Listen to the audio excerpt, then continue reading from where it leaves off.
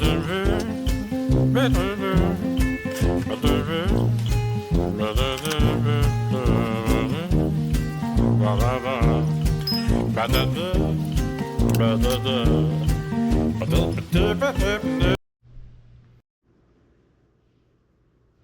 YouTube family.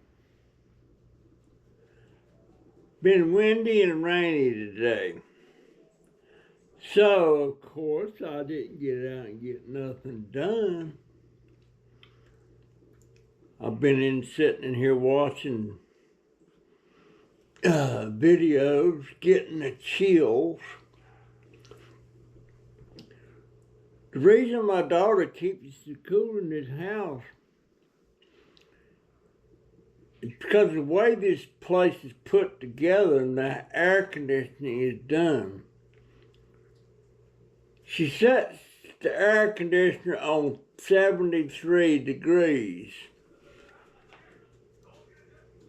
And that's cool to me. But if she don't keep it set on 73 degrees, her room gets hot. So whoever put this place together didn't know what they were doing. I don't think it was done professionally. This house, oh man, a pain in my foot. This house was built in 1961. And it was added on to who knows when. And that's the part that her bedroom's in. And Donovan's bedroom's in. I don't know if Donovan gets cold or hot or not. I don't know.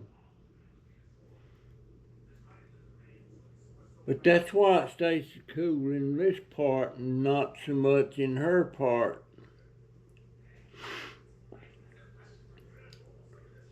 I was thinking about a story way back around 48 or 49, 1948 or 1949. And I was going to school, and the school bus stop was 3 or 4 blocks from where we lived. And I got to the school bus stop, and just as I was getting inside of the bus stop, the bus was there, it didn't see me, and it left. Well, for some reason, I love school, and I didn't like missing school at all.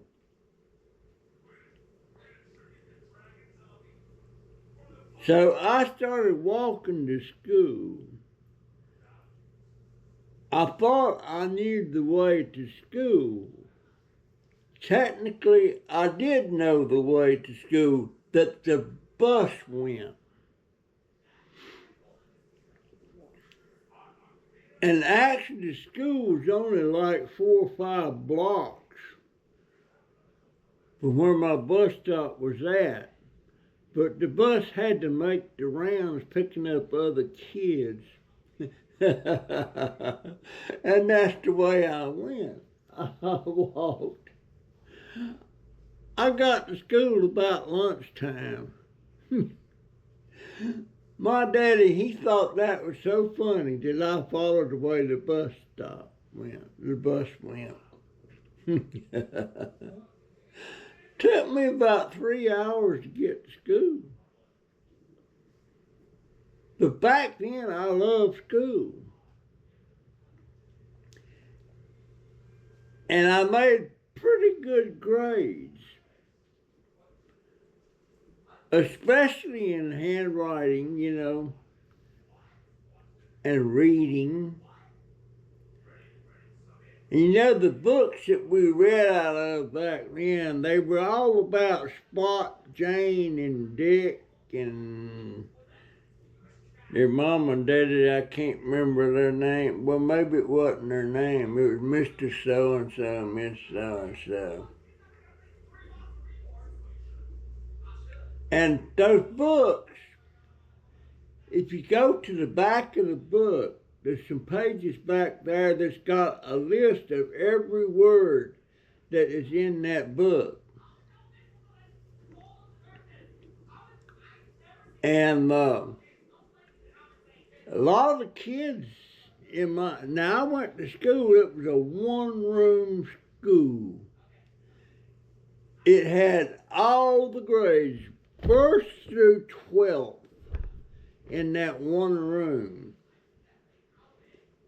I don't know how that teacher put that, but it was a private school. It was a Seventh-day Adventist school. And the kids was having trouble pronouncing the words and everything. And for homework, for several nights, she gave us this thing. She wanted us to go to the back of that book and reading those words and learning how to spell them and stuff like that.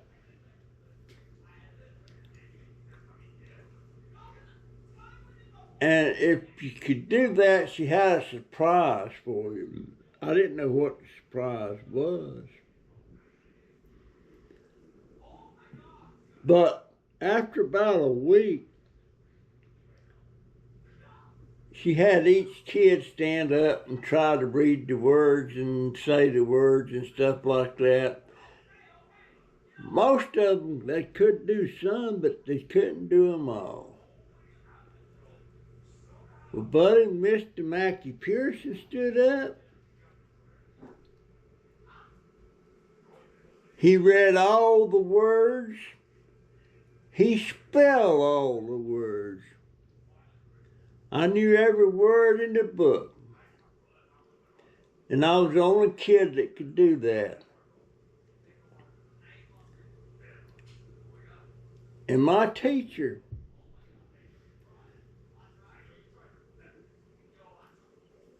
the surprise she had was for every kid that could do that, she gave them 50 cents. So she gave me 50 cents. And since I was the only one that could do that, she said, now, you go down to the corner where there's a store down there. And you can spend your 50 cents on whatever you want. Well, I went to the store on my own. No. Can you imagine somebody letting a student do something like that these days? That'd be hell to pay. But down to the store I went. I remember I did get some Three Musketeer candy bars. And back then, a big old Three Musketeer candy bar was only a nickel. A Clark bar was a nickel. A Milky Way was a nickel. A Baby Ruth was a nickel. A Mountain candy bar was a dime.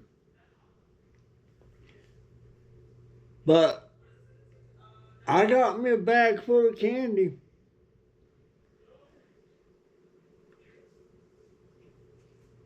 And I started eating it on the way back to school. I had about half of it eat by the time I got there. And when they served lunch usually was a bowl of soup. Most of the time it was tomato soup and crackers and a bottle of milk. And when I say a bottle of milk, it was a glass bottle. It wasn't a carton. And for some reason, I wasn't hungry at lunchtime. And I didn't share any of my candy with anybody. That was mine, buddy. But that was the Seventh-day Adventist school. I don't know. I guess I suspect that my grandma Pearson, who was a devout Seventh-day Adventist, had a hand in us getting into a private Seventh-day Adventist school, even though she lived in another state. She lived in Roanoke Rapids, North Carolina. This was in Norfolk, Virginia. But that that was a long walk going the way that school bus went. I don't know if I know the way to do that now or not. Well, heck no, because the house that we lived in, it was in a place called Broad Creek Village. It was a government housing thing where a lot of the Navy and shipyard workers lived.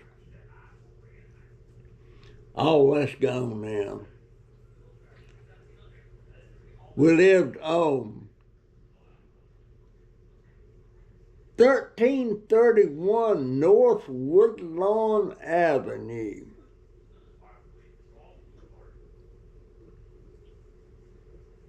That's where we lived in that time I was trying to impress this girl, Betty Gay. She wanted a persimmon. We couldn't reach them. They was ripe. So I proceeded to climb up that tree to get her a persimmon. Well, I got up in the tree, I got her a persimmon, I dropped it down to her, and then I got to looking around. I didn't know how to get back down. So I'm sitting up there, and the other kids is coming back down, Mackie.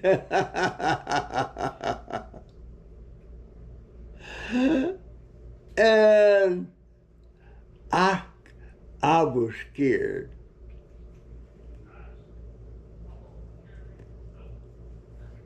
And the kids kept saying, "When are you coming down?" And stuff like that. And directly I had to say, I had to look down there. I told Betty, I said, "Would you go get my mama?"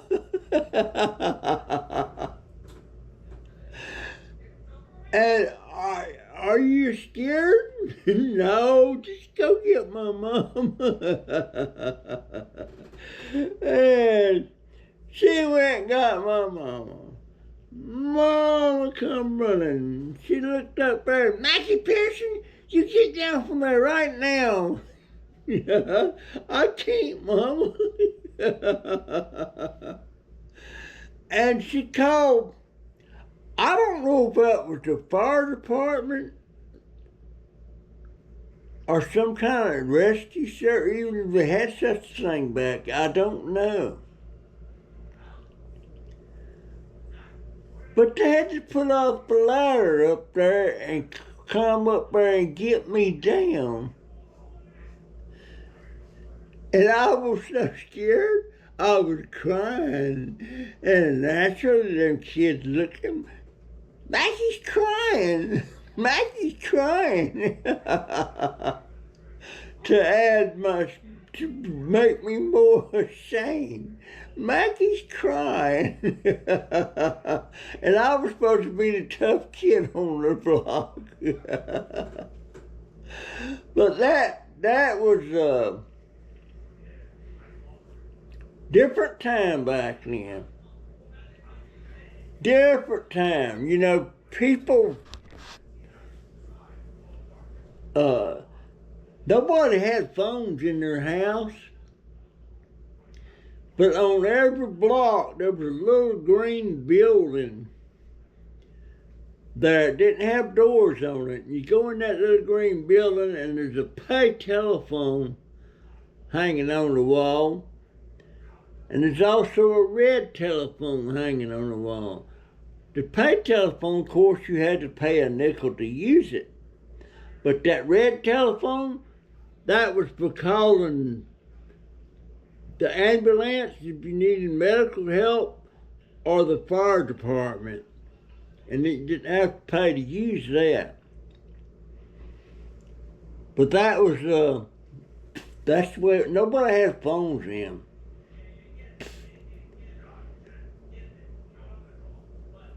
Matter of fact, I reckon I was 14 or 15 years old before we ever had a phone in the house.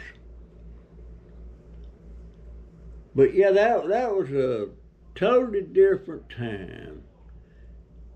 And there's always some child getting lost out there. They go out walking and they get lost because all the houses look the same and everything. They're apartments. And somebody gets lost, they go down there to the red phone, call the people, and they had this van type vehicle that went around and had a big loudspeaker on the top, and it went around talking about have a lost child, last seen wearing so and so and all that, and looking for the kid. Yeah, they usually found the kid. As far as I know, they always did. But yeah, that was a different time. And I sure did like school. That's the same place we was living when in Mother's Day in 1951, Daddy come home drunk. He's passed out on the living room floor. And Mama went somewhere, left us kids there, and she come back directly with Bob folks.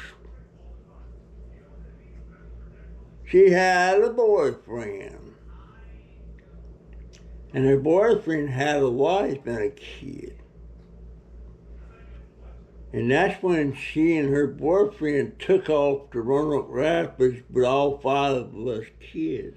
Me, Carolyn, George, Michael, and Joe. Michael was a toddler, Joe was a baby. And that's the night my life changed forever. Took off, went to her mama's, and she tried to dump me and Carolyn and George on her mama, my Grandma Hope. And Grandma Hope crawled all over her about it. You ain't dumping no kids on me. You're going to take them with you. And so, her and Bob talking. Well, we got to do something. Well, we try and take them to Miss Pierce and talk about my grandmother. But they had a plan. They would go over to my grandma's house, and this is the middle of the night. Pull up in the yard and have me, Carolyn, and George get out carrying our little paper bag of clothes and go knock on Grandma's door. Said, we'll see you in a couple of days. And when Grandma opened the door, I guess it was about 3 a.m., before she could even talk to Mom or anything, they took off. I mean, they were spitting gravel pulling out of that drive. Didn't see them no more for 3 years. My whole life changed. I went through a whole lot of things. I was trying to figure out what me and Carolyn and George did to make her not love us anymore. That's what me and George was thinking. I don't know what the heck Carolyn was thinking. Carolyn don't think she's, even to this day, she's got no real bad feelings about it. But I think because she was asleep mostly through all of that while it was going on, I think. But I know me and George wasn't.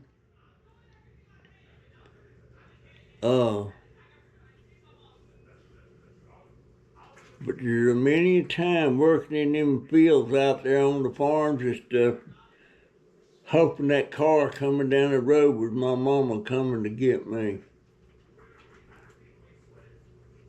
I mean, mama was everything to us.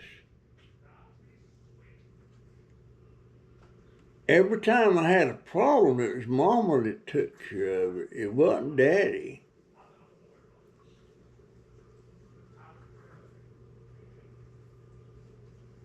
And sometimes, you know, my daddy, he took his own life in 1978.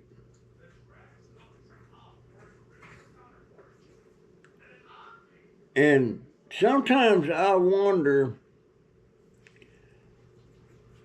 by him doing that, was he so disappointed in his family and everything? I don't know. I sure wish I'd had an inkling he was going to do something like that.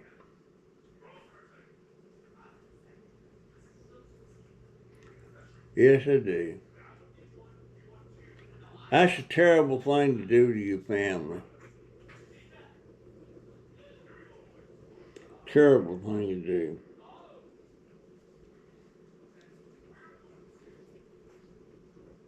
And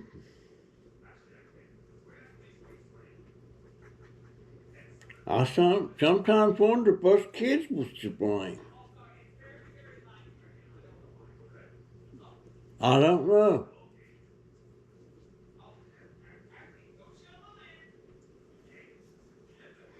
But I know he had been off the bottle for a while. He was an alcoholic. And he hadn't drank nothing for a good while. And that Saturday morning, he went to town, bought him a pint of Stillbrook corn liquor, whiskey. Come home, crawled in his bed,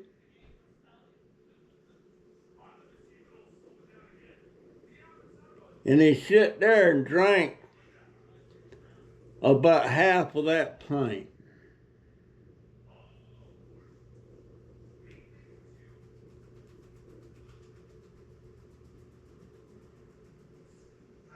I don't know if he was trying to get up enough nerve to take his life or what.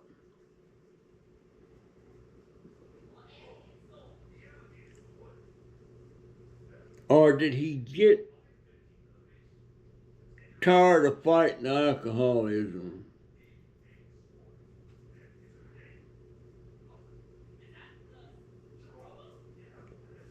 And do that. Shot himself in the heart.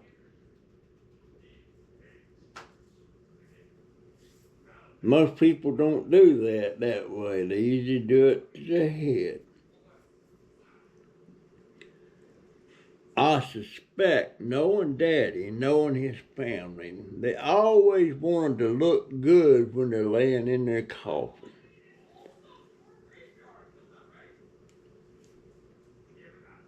And maybe he thought he would look his best if he did it in his heart. That's what I think.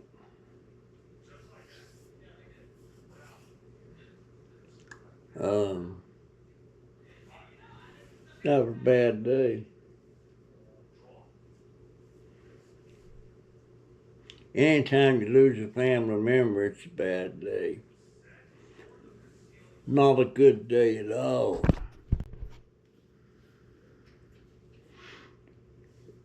But, and Daddy,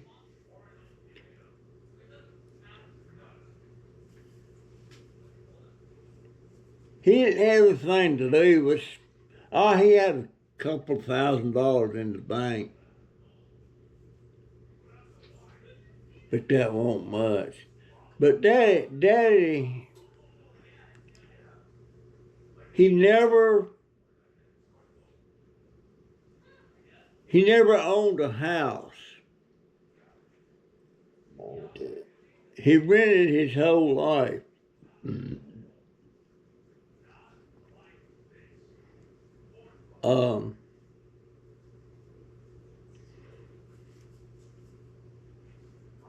If he owned a house, I didn't know about it. I can remember just about every place he lived.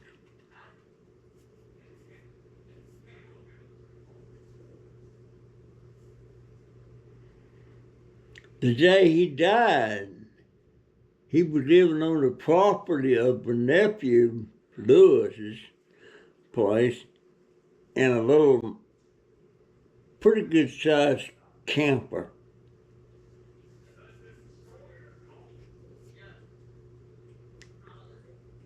And Lewis's daughter Betty told her daughter to go get Uncle Russell and tell him supper's ready, and she went to get him, and that she found him.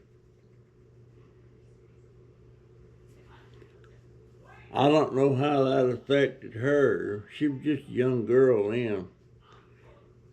Matter of fact, she's dead now. She passed away 4 or 5 years ago. And she's way younger than I am. Matter of fact,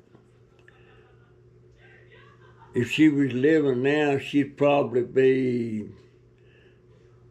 60, 65 years old. Laura Lee Pearson.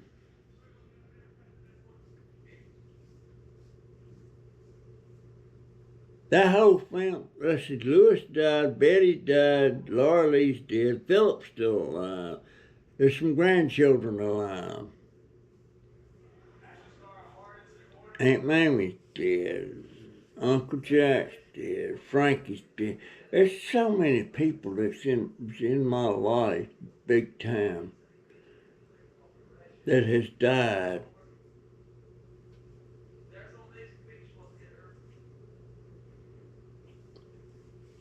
I feel like I'm in my twilight years. I probably am in my twilight years.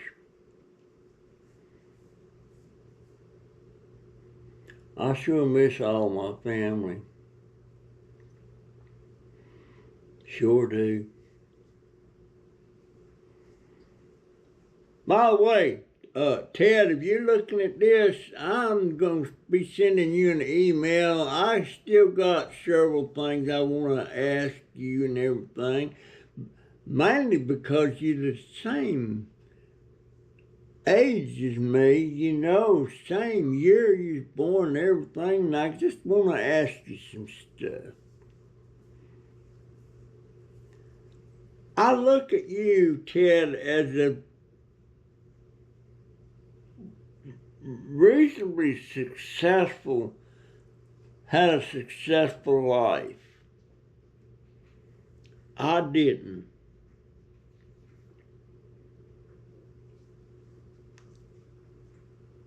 So what did you do that I did? Well, I can answer that.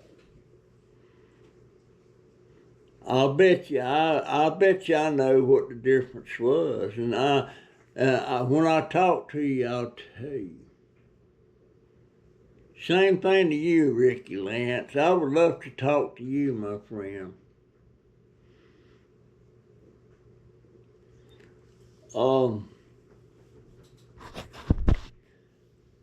Do I have regrets?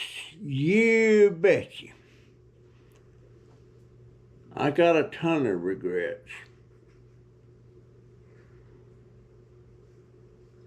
A lot of people say I wouldn't change a thing. Well, there's a lot of things I wouldn't change about my life, but there's a whole heap of stuff that I would change about my life. I wouldn't change who I married, the 2 kids I had, and stuff like that. No way, no how. Sometimes I wonder what would have happened had I not married my wife and I went ahead and married that girlfriend of mine in Germany. But I'm glad I didn't. But it's just a lot of things that you wonder about, you know. You can't help but wonder about it. I do.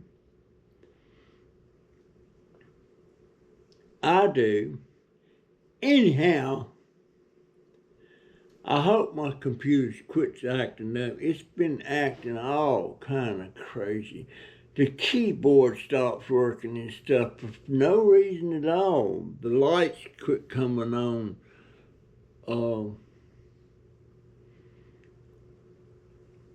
And I gotta get when I get that new computer, it's gotta be one that comes with a keyboard and mouse, because this mouse here is acting up. I don't know if it's the mouse, the keyboard, or the USB plugs in this computer. I don't know. Anyway, folks, that's my story. I'm sticking to it. I will see you in the next one. See ya.